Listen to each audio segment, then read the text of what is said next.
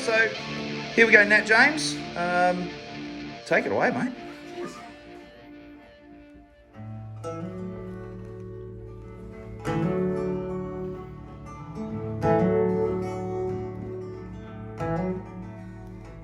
Every false start, every night a bad dream. Most years wasted, and everything is as it seems. So hold me in your small arms, lay me in your warm bed. Tell me I'll be alright, kiss me on the forehead. And I'll be fine till the morning comes, and I'll be safe here in your arms. Will that be enough when the money runs out? Because love is what we're living on now. And I will hide away from the storm in this house you call home. And if I lived here, I would be home by now. Got a heart like a tin man, I'm smart as a scarecrow, brave like a lion, I'm still following the roads. And there's nowhere I would rather be except when you're home. And I've found there is no place like home. And I'll be fine till the morning comes, and I'll be safe here in your arms. Will that be enough when the money runs out? Because love is what we're living on now. And I will hide away from the storm in this house you call home. And if I lived here, I would be home by now.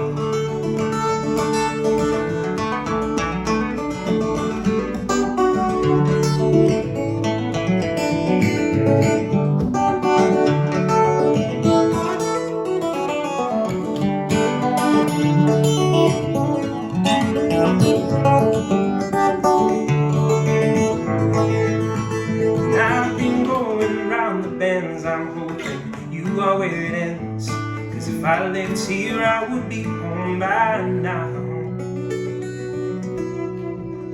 And I'll be fine till the morning comes, and I'll be safe here in your arms. Will that be enough when the money runs out? Because love is what we're living on now. And I will hide away from the storm in this house you call home. And if I lived here, I would be home by now.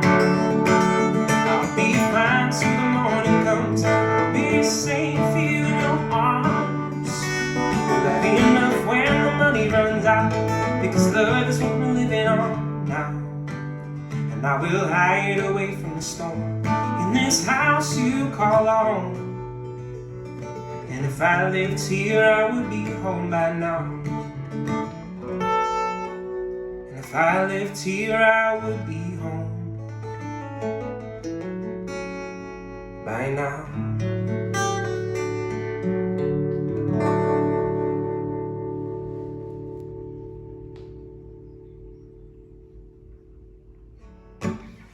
Nothing wrong with that.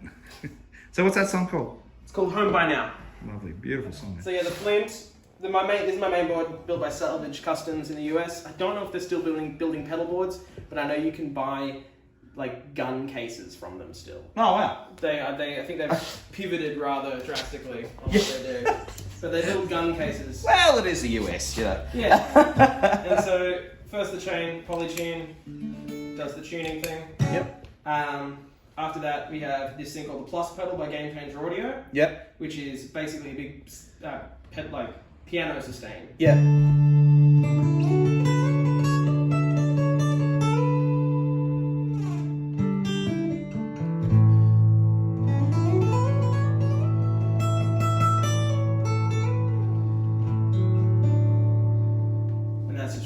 That's really gorgeous, isn't it? It's really good. Then I have the Strymon Deco, which is a tape saturation and like digital tape emulator. Yep. So I use it for like a slapback. That's actually more than a slapback right now, but let's go to here. And if you hold it, it flanges. Oh, that's what we were hearing before in the song, during the lead. That's what it, during the lead bit I use that a lot. its other side, I only use when I have electrics. Yep. I plug in electric because it's the like the saturation sustain thing. Okay, yeah. Saturation. I use that whenever I plug an electric guitar in. So what happens when you use it with an acoustic? It'll blow the amp up. Oh, okay, all right. Yeah, that's a bad thing. I'm always afraid to touch that if I'm playing. Like it won't. It's like, but if I push it, it's just a lot more. Yeah. It just adds a lot of boost to it. Well, it goes to 15, not 11. Yeah. I always use the flint's always on. Yeah. With my reverb. Pretty not hugely anything. It's just pretty subtle, and then the harmonic tremolo. And I always have those two on. It's just like that's just gorgeous. Yeah. Really beautiful. And but then this little beauty here, in between the deco and the flint is the counter 5, which is a weird and wonderful little box. It reverses and pitch shifts it up by an octave. Yep. And then you can. It's also a looper, but I don't use it for the looper very often. Yeah. But you can use it like a.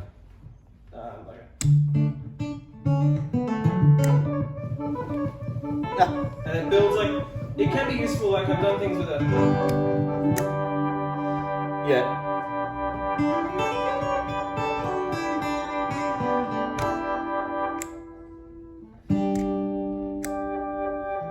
But it's kind of just a weird little toy.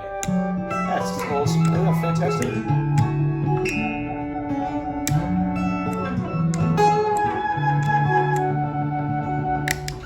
But feels like a day at the beach. Yeah, I almost only use it for its main setting. Yeah.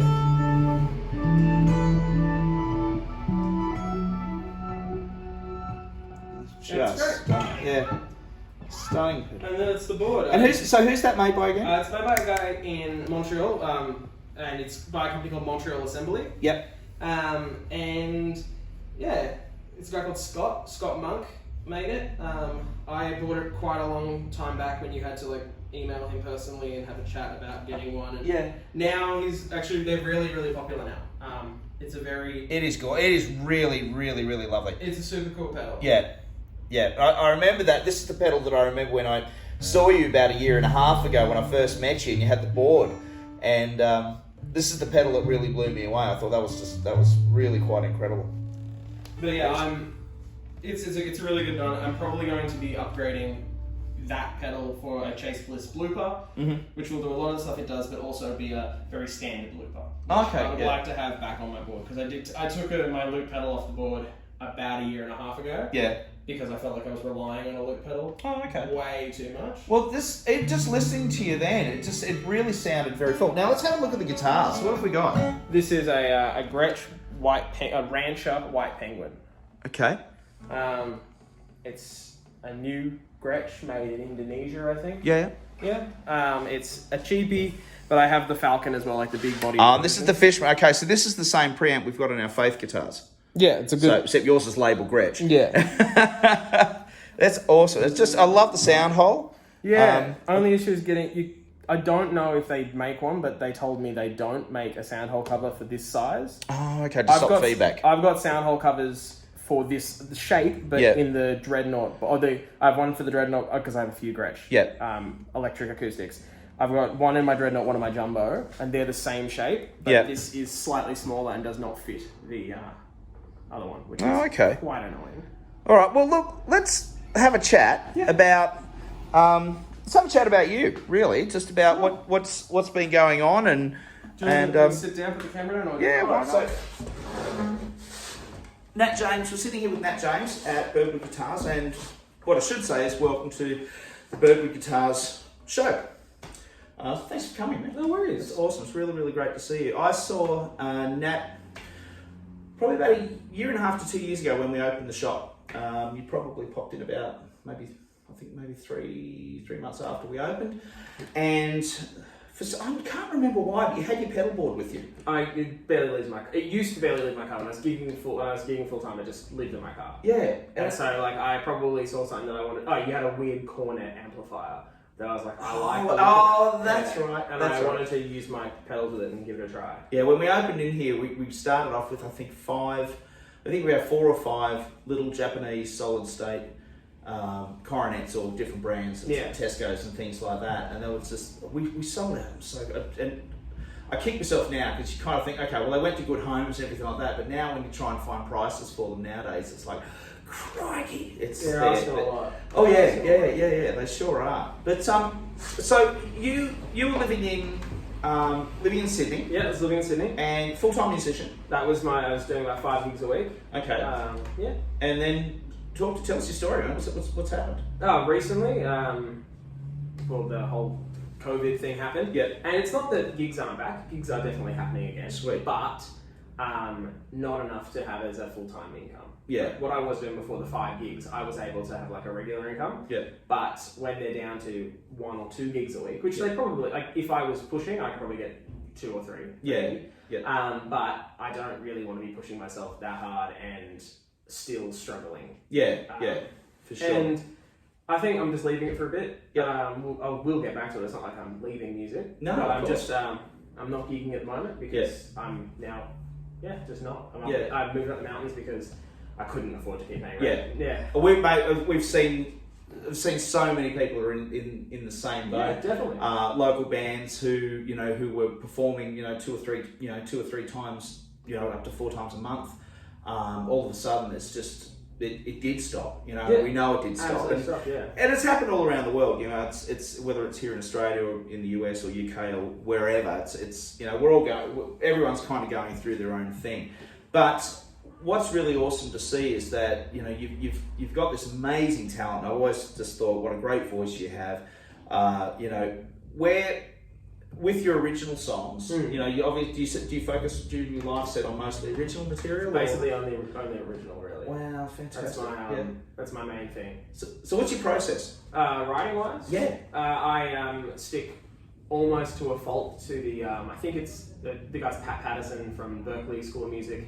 He's a songwriting teacher, and I watched this video of his a long time ago. Yeah. Called "Writing to the Title," where you take the title of a song and you have to write a song about that title. And I worked out that works really well for me specifically, and so I just have I'm in this school of ideas that whole inspiration is not the main thing. It's truly important, but inspiration does not pay the bills. Inspiration does not get the work done. Inspiration helps the work get done. Yeah. But you have to still go to work. Yeah. Even when you're not inspired. And so I have this list of song titles in the front of my book. I've got a writing book. Yeah. And I just make my way down the list every time, and I try and write every day. Yeah. I don't get to because life gets in the way sometimes. Yeah, of course. But I try to write every day. And I just work my way down the list. And if I'm inspired that day and I have something that I want to write or something that I'm excited to write, of course I do that. Yeah. But if I get there and I don't have anything like that, I just start writing. Yeah. And write from the title, and you take, and sometimes the song sucks. I'd say actually more often than not the song sucks. Yeah.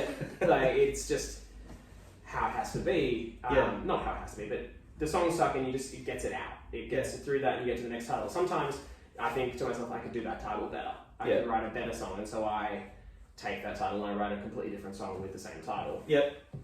I think I'm a little bit too reliant on my writing to a title because it seems to be the only way I'm writing songs these days. But if it works for you, it's a good thing. Yeah. Do you find that you will write a song differently depending on a particular guitar that you pick up? Do you think they influence I think you they at all? definitely influence it. I have way too many guitars. Yeah. And so I like having lots of different ones and picking up different guitars for different feelings of songs. And I know that if I write a song on, say, electric, it will be a different style of song to a song on an acoustic guitar. All right, so where to from here? What do you think's going? What's your plan? Musically wise, I am currently just writing a lot. Yeah. And I want to get a new recording project finished by the end of the year. Yep. Whether that's out by the end of the year, it's a completely different thing. Yeah. But I want it to be. I'm working on it at the moment. Songs that I've been writing since moving back up the mountains. Yep. Focusing pretty heavily on writing because I'm not doing a hell of a lot of other stuff. Yeah. So yeah.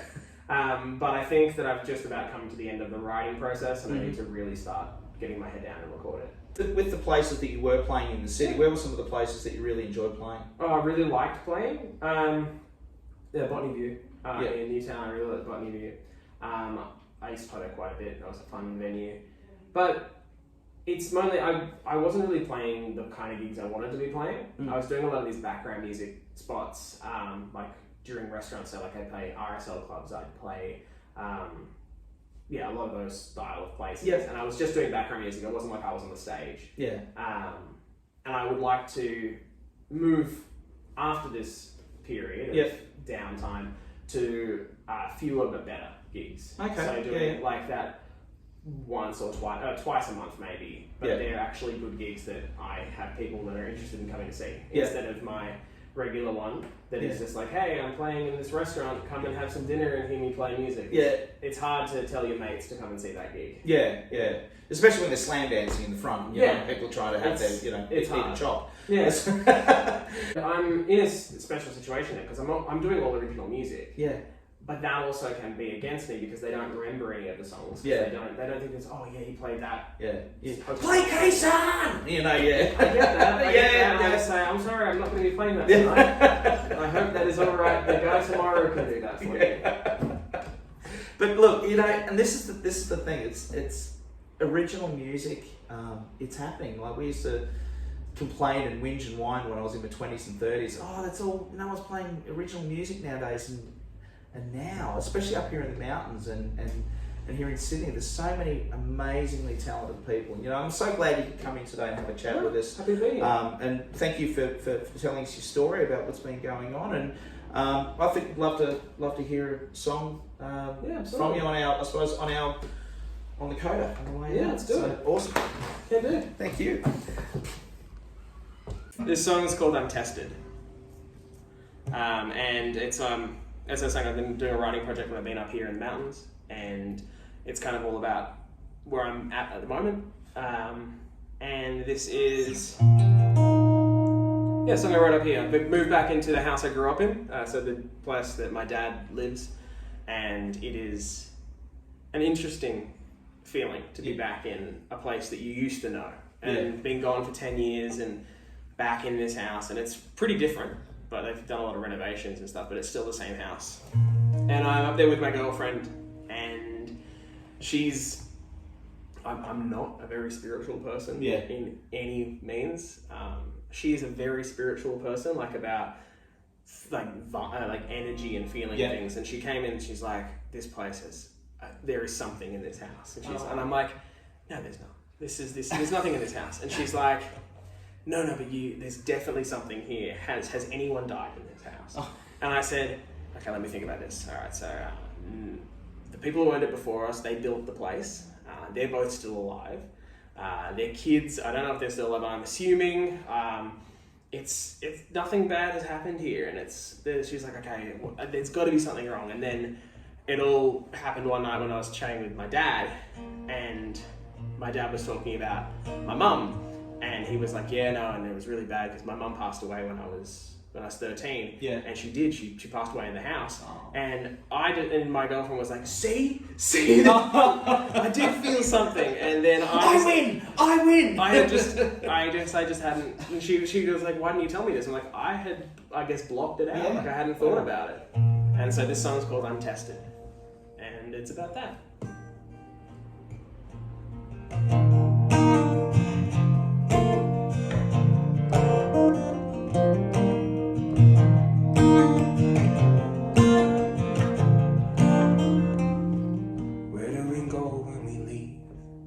God, you'd be so disappointed in me, but does God soften the blow? One of them I've believed, and I assured her that no one had died here, that I'd blocked all of that out. I wasn't trying to lie to her. I didn't connect the dots that you were the ghost she was seeing. Now it feels like you were watching, and I cannot shake the feeling, 'cause I'm not living up to the life that you expected. I'm not a believer, but in these moments I'm tested.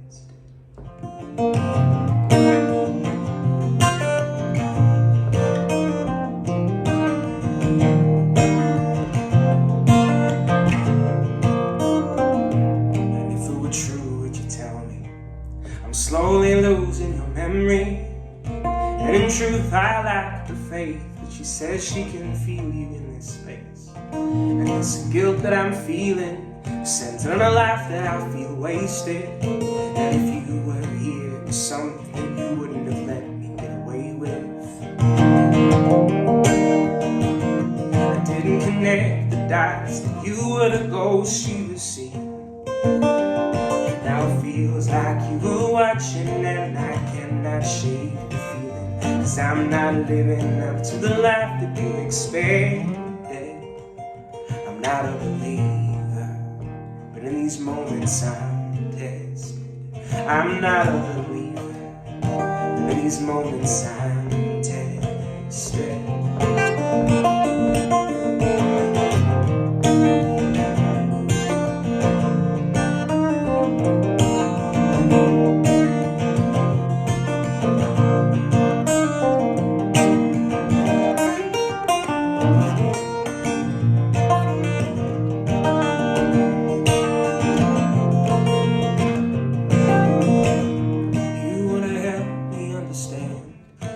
Showed me a better way. Your absence made me who I am. Yeah, who I am today. I didn't connect the dots that you were the ghost she was seeing. Now it feels like you were watching and I cannot shake the feeling. 'Cause I'm not living up to the life that you expected. I'm not a believer, but in these moments I'm tested. I didn't connect the dots and you were the ghost she was seeing. Now it feels like you were watching and I cannot shake the feeling. 'Cause I'm not living up to the life that you expected. I'm not a believer, but in these moments I'm tested. I'm not a believer, but in these moments I'm tested.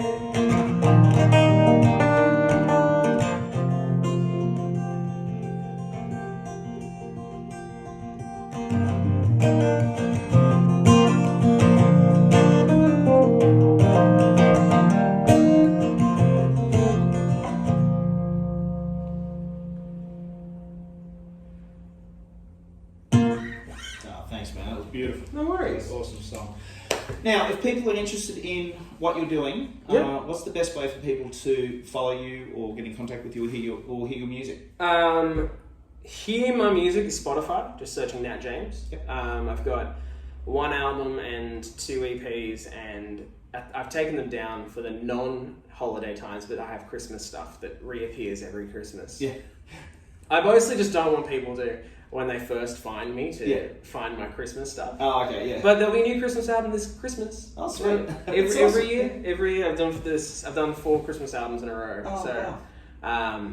All original stuff. Yeah. All songs about dumb things. Yeah, cool. It's great. It's all the dumb things that make the world All go the dumb round. things make the world go around. Share House Christmas. Now, Facebook? Yeah, Facebook, I don't use it, but it's there. Yeah. Instagram is, I don't really use it, but it is there. I want to use it more. YouTube, I used to be very user. I used to use like 2 videos a week. Okay. But I have taken a little break. I hope to be back soon. Okay, but if we want to look up, so it's just Nat James, we'll look up Nat James? Nat James, Nat James music on most things. Nat James is also a rapper from England. Okay. We get messages for each other quite often. It's quite funny. He's a good dude. Yeah. We get on well. Yeah. We've had a big issue getting Spotify to separate our pages. Yeah, okay. Yeah. Well, maybe there's a new band in the future, the Nat Jameses. Nat Jameses. Nat Jameses, yeah. I'll message him. I'll see what he wants to do. He messages me sometimes, like during the Aussie fires, he just out of nowhere messaged me. He's like, "Are you alright, man?" Like, and I was like, "Yeah, man, all good." And then he messaged me again saying, "Oh, it's so. I just saw the weather in Australia. You look fantastic. It's horrible." He's like, "In London, it's horrible." It's a funny. small world. It is a small world. And When you have the same name, it helps. But it's an interesting thing. So, all right. So we got Facebook, we got YouTube, we got Spotify, we've got Instagram. And That's really that's really about it. There's Bandcamp that's got really old stuff on there. Yeah. The stuff that's on Oh, nowhere look, else. it's all relevant, man. It's Yeah. all it's all part of the I like using that term, the journey. It's all part of the journey. It's all good. But mate, thank you so much for coming No in today. worries. Super appreciated. All right. So it's Adam Harrison for Birdwood Guitars. You've been watching the Birdwood Guitars show, and thanks again to Nat James for being with us. And we'll catch you next time. Bye. Yeah.